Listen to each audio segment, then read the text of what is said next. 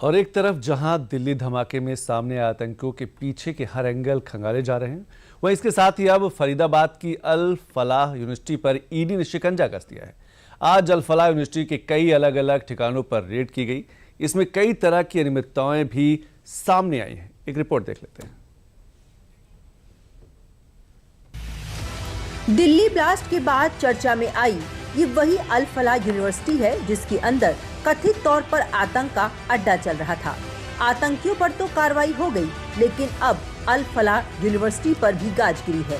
हालांकि इसके पीछे कारण आतंकी कनेक्शन नहीं बल्कि गड़बड़ झाला है।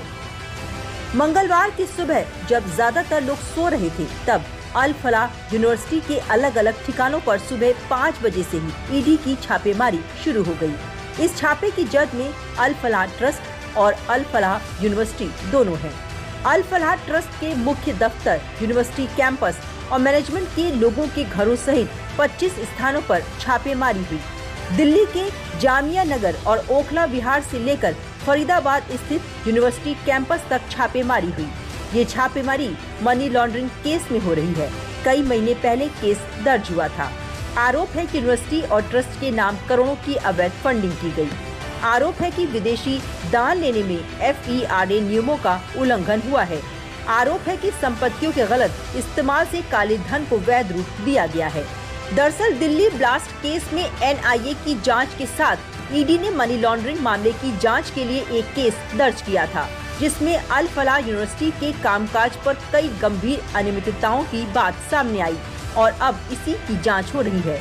ईडी की टीम अल फलाह यूनिवर्सिटी भी पहुंची है और वहां से दस्तावेज खंगाले।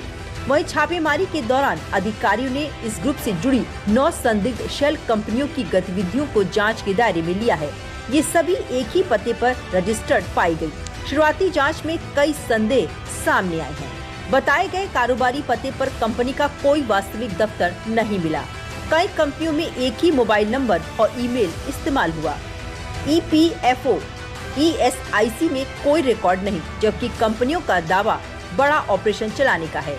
डायरेक्टर्स कई जगह एक ही व्यक्ति और KYC में बड़ी खामियां मिली। बैंकिंग चैनलों से बहुत कम वेतन भुगतान, HR रिकॉर्ड भी नहीं मिले। कई कंपनियों की रजिस्ट्रेशन तारीखें, संपर्क नंबर और पता एक जैसा पाया गया। इसके अलावा UGC और NAC मान्यता से जुड़े दावों में भी शुरुआती तौर पर गड़बड़ियां मिली हैं, जिन्हें संबंधित अधिकारियों के साथ मिलकर जांचा जा रहा है। जबकि दावा है कि अल फलाह यूनिवर्सिटी के संस्थापक अभी भी फरार हैं। यूनिवर्सिटी के संस्थापक जावेद अहमद सिद्दीकी को जांच एजेंसियां 2 बार समन भेज चुकी हैं, लेकिन जावेद अहमद सिद्दीकी अभी तक पेश नहीं हुआ है। जावेद अहमद सिद्दीकी पहले ही वित्तीय धोखाधड़ी के मामले में जेल जा चुका है। सवाल है कि कैसे एक छोटा सा कॉलेज चलाने वाला सिद्दीकी 750 एकड़ में बनी यूनिवर्सिटी खड़ा कर सका। उसने 250 करोड़ रुपए भी कैसे जुटाए। छापेमारी का ये सिलसिला फरीदाबाद से लेकर कश्मीर तक तेजी से जारी है। एक तरफ फरीदाबाद में ईडी ने छापेमारी की, तो दूसरी तरफ काउंटर इंटेलिजेंस कश्मीर यानी CIK ने मंगलवार सुबह कश्मीर में कई जगहों पर छापेमारी की। CIK ने श्रीनगर, अनंतनाग और कुलगाम में एक साथ कई ठिकानों पर छापेमारी की। ये कार्रवाई एक डॉक्टर से जुड़े संदिग्ध व्हाइट कॉलर आतंकी मॉड्यूल की जांच का हिस्सा बताई जा रही है। जानकारी के मुताबिक श्रीनगर के शीरीन बाग में बने सुपर स्पेशलिटी हॉस्पिटल के अंदर तलाशी ली गई। अनंतनाग में एक डॉक्टर के घर पर छापा डालकर मोबाइल फोन और डिजिटल डिवाइस बरामद किए गए, जिन्हें फॉरेंसिक जांच के लिए भेजा गया है।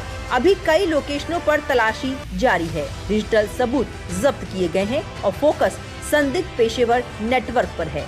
आतंकी संगठनों से कनेक्शन की जांच की जा रही है, जबकि इधर फरीदाबाद में अल फलाह ट्रस्ट और उससे जुड़े संगठनों की जांच जारी है। वित्त और प्रशासन संभालने वाले प्रमुख लोगों पर भी कार्रवाई की गई है। तो चलिए अगली खबर में गोरखपुर की बात कर लेते हैं। मुख्यमंत्री योगी आदित्यनाथ ने